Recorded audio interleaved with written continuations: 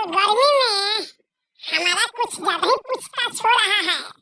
ठीक है, हम आपके सेवा में हाजिर हैं हर समय, याद किया कीजिएगा।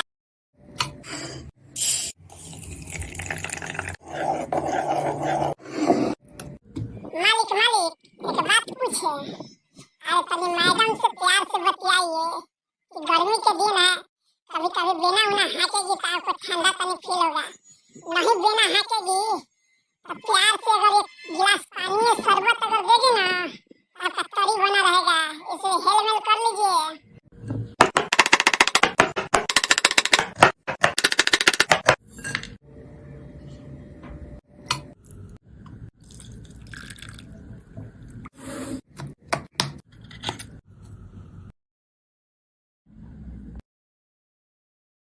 मालिक, अरे कहिए ना मैडम को बिना उन्हें हिलाने के लिए। आपको गर्मी इतना काहे लगता है जी?